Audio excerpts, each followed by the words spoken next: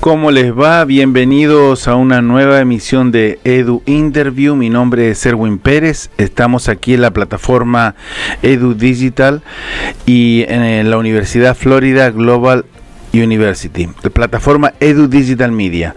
Bueno, espero que se entretengan en estos próximos 15 minutos. Estamos aquí en directo. Es jueves 16 de enero y tenemos a un invitado muy especial. Normalmente tenemos más gente vinculada con el mundo del espectáculo, pero hoy tenía ganas de invitar a un gran señor, una nueva estrella de la política, como le digo yo, Rodolfo Pou, arquitecto dominicano-americano, porque reside aquí en Estados Unidos, una persona muy interesante, autor también, que escribió un libro muy interesante. Rodolfo, bienvenido. Gracias por la invitación, Erwin. De verdad que impactado con todo esto de digital media y cómo impacta y llega a la gente, de verdad. ¿Por qué dice? ¿Eso lo estás sintiendo desde hace poco, desde que lanzaste el libro? Sí, estoy sorprendido con las nuevas plataformas de medios. Es decir, uno está en el tradicional programa de televisión o el tradicional programa de radio, pero ahora entiendo que todo lo que tiene que ver con estar en Instagram Live, un Facebook Live, como estamos aquí, estar en un canal de YouTube, o lo mismo que sucede con ustedes que tienen un app, es decir, tener acceso a un podcast, me parece fascinante. ¿Te gustan los medios de comunicación, no? Sabes que soy receptivo a ellos, entiendo que poseen un lugar muy importante dentro de la sociedad. A veces se puede decir que se malutilizan, pero creo que en su gran mayoría son muy necesarios para el desarrollo de una nación incluso.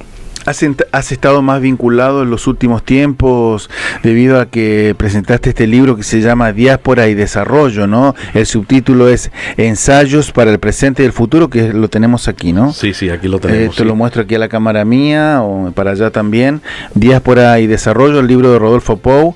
¿En qué consiste este libro? Era necesario escribir un libro, o por lo menos argumentar a través de diferentes tópicos la voz de un dominicano en el exterior, en este caso. Y ya se ha ampliado el concepto de la voz de los latinoamericanos en los Estados Unidos.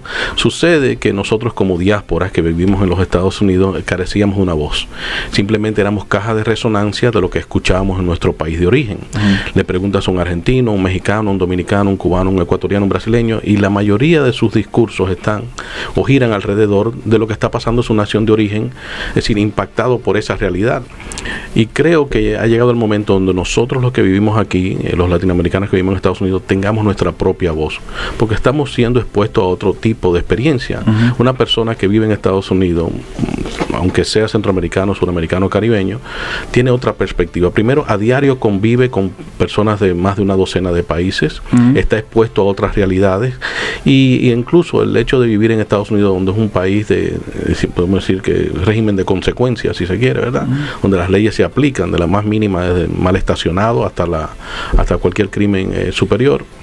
Entonces nosotros no podemos tener la misma voz que tiene una persona, un ciudadano de nuestro país de origen. No podemos seguir siendo caja de resonancia. Y el libro se basa en tomar esos temas que a diario impactan nuestra vida, ya sea en nuestro país de origen o en Estados Unidos, pero visto a través de la óptica de una persona que vive y ha estado expuesto en los Estados Unidos a otras culturas.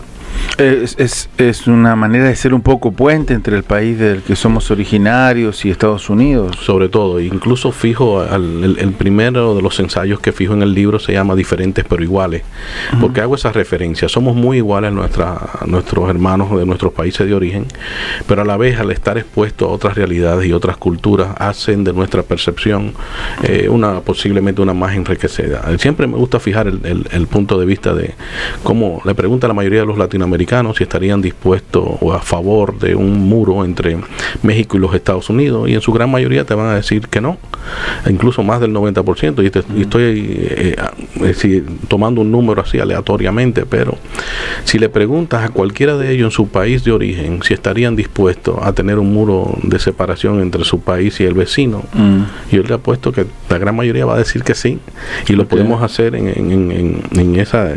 si se quiere, Uruguay con al norte teniendo Paraguay, o Bolivia con Perú, o Colombia con Venezuela, o hasta México con Belice o Guatemala, en fin, o cualquiera de los países de Centroamérica, hasta El Salvador con los otros que tiene al lado. Entonces, esa realidad es porque ha sido permeada. Si tuvieras que decirlo en pocas palabras, ¿cuál es el mensaje que da tu libro? los que vivimos en el exterior debemos poseer nuestra propia voz a través de nuestra propia experiencia. Es lo único que pido. ¿Y qué te parece que actualmente no pasa? No pasa. Somos cajas de resonancia de lo que ¿Qué pasa. significa eso? Dame un ejemplo. Que somos, si estamos hablando de la política dominicana, el dominicano en el exterior asume lo que se habla en Dominicana tal y cual se está planteando allá, como si estuviese viviendo allá, como si no ha sido expuesto a otras realidades y a otras culturas. El libro, ¿y por qué tuviste ganas de escribirlo? Tú sientes tú eres arquitecto de profesión, pero es obvio que sientes una vocación por el servicio público, por la comunicación. Y eso, ¿no? Me llegó cuando estaba estudiando. A los arquitectos o con los estudiantes de arquitectura se les envía a los barrios. Y en uno de esos procesos de yo entender cuál era la escala mínima de una persona vivir y conocer los materiales que utilizan, que era la razón por la cual se me enviaba a los barrios, entendí que arquitectura no es una herramienta de construcción. La arquitectura es una herramienta de equidad social y la mejor forma de implementarlo es a través de la política. Y por eso, de alguna manera, podemos decir que te has lanzado, te estás interviniendo más en política, ¿no? Totalmente. ¿Por qué no yo? Es lo que me pregunto.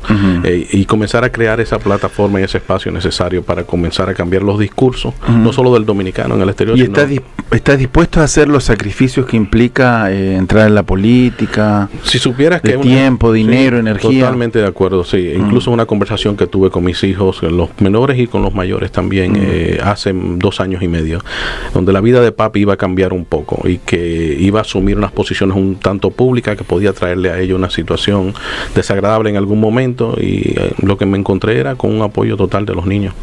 Perfecto.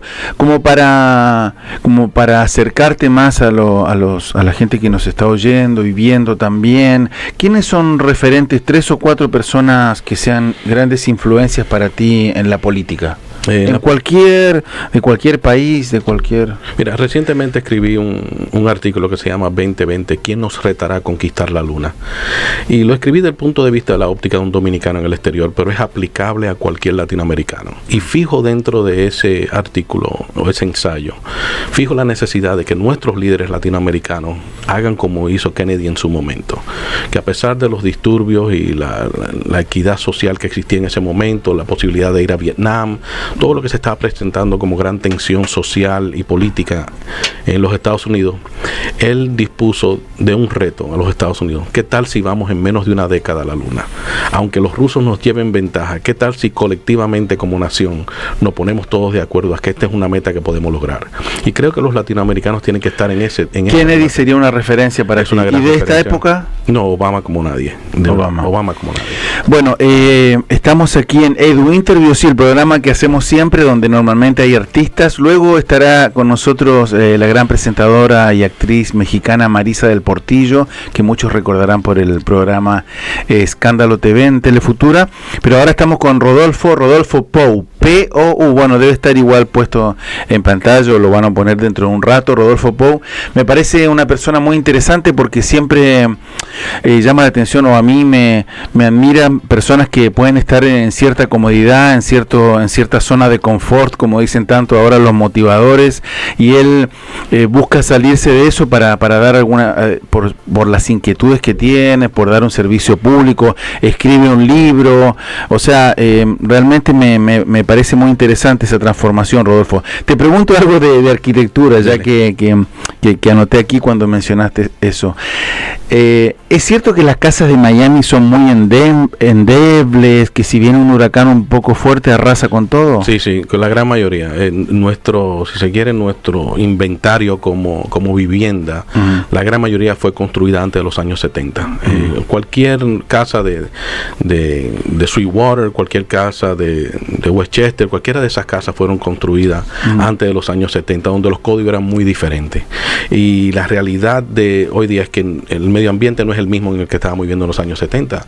Hoy tenemos 5 y 6 huracanes que amenazan anualmente. Este fue un año fructífero para nosotros, pero no obstante la amenaza estuvo presente, y uno como buen latino que nos gusta cambiar el llavín de la puerta después que nos roban, ya siendo expuesto a una cultura americana, tenemos que asegurarnos de que nuestras viviendas estén acorde con los códigos correctos. ¿Se puede hacer algún consejo que puedas dar? Porque me llamó la atención que el último huracán que no alcanzó a pasar con intensidad, como nunca en estos 23 años que llevo aquí, 24 casi, escuché que la gente decía, los que viven aquí de toda la vida decían, si pasaba ese huracán terminaba con Miami. Cierto. ¿Hay algo que se puede hacer para evitar o yo creo que estamos, o hay que correr nada más cuando amenacen con un huracán así? Yo creo que estamos muy dispuestos a poner una cerca nueva, a poner grama nueva, a hacer bonita jardinería, pavimentar con adoquines el frente de la casa, pero nadie piensa nunca en pagarle a un ingeniero o a un maestro constructor el reforzar su casa, que le haga una evaluación de mi casa estaría en capacidad de resistir un huracán, y creo que esa inversión es una que se retorna rápidamente. Buen consejo. Rodolfo, volviendo al tema de la política, que a mí me encanta también, aunque no es mi especialidad. Lo disimulas bien. Gracias. Cuando una frase que se escucha siempre, desde siempre, y ahora la escucho mucho, y escucho por ahí Radio Argentina y la frase también en todos lados.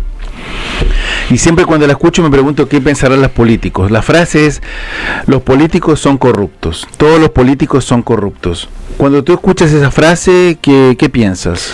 Yo creo que la política va de mano con quienes los eligen, y está mucho, es difícil porque el político no le gusta decir cosas negativas a favor de aquellos o en contra de aquellos que lo pueden elegir. Siempre la población es... Pero tú todavía no tienes ningún cargo, así que tú te la puedes jugar. Sí, me la puedo jugar. Entonces, la población que elige a un político tiene que ser tan pulcra como lo que está exigiendo de ese político. Y si existe corrupción en gran medida, puedo decir que incluso están siendo inducidos por el comportamiento de aquellos mismos que lo eligen. Los dominicanos tenemos una gran problemática en ese orden, que es dame lo mío como si el gobierno le perteneciera. ¿Cuánto me toca a mí? ¿Cuánto hay para mí?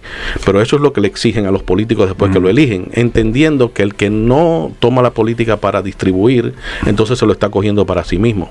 Y puede que hayan referencias históricas que correspondan correctamente a eso. Pero creo que no es el 100% de las casos. 100%, no lo es. Todo el que entra a política primero entra como servidor público. Yo creo que política es lo que la gente ha llevado a entender como el componente corrupto. ¿Tú no tienes miedo de cambiar cuando ya estoy seguro que te va a ir bien porque se ve que tienes alma de político?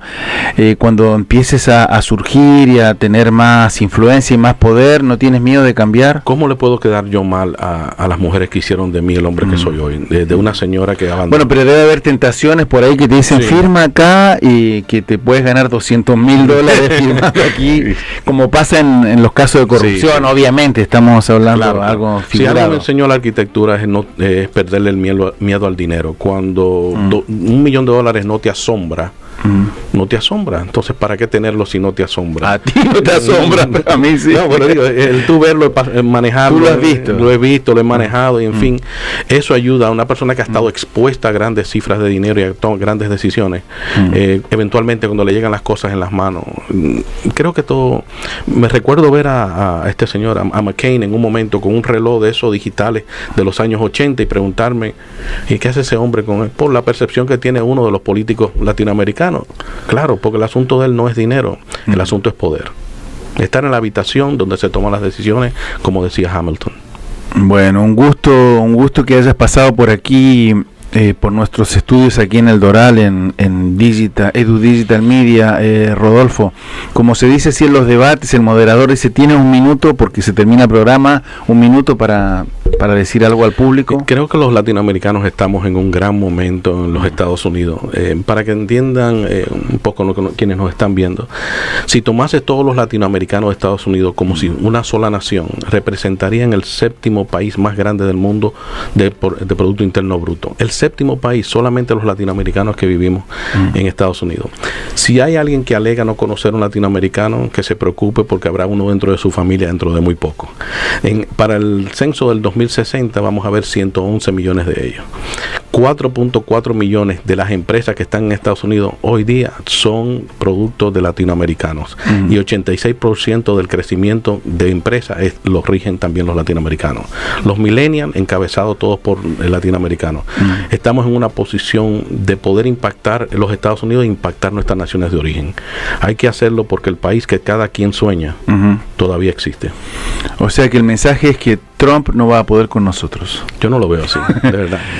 Digo, eso mismo lo veo así. No creo que pueda con nosotros. Bueno, recomendamos que sigan a Rodolfo en las redes, lo busquen en Google y por supuesto busquen su libro Diáspora y Desarrollo. Muchas gracias, Rodolfo, espero que se repita esta entrevista. Ojalá así sea. Gracias, Erwin. Bueno, será hasta luego con ustedes y bueno, espero que se hayan entretenido y que hayan aprendido algo aquí con Rodolfo.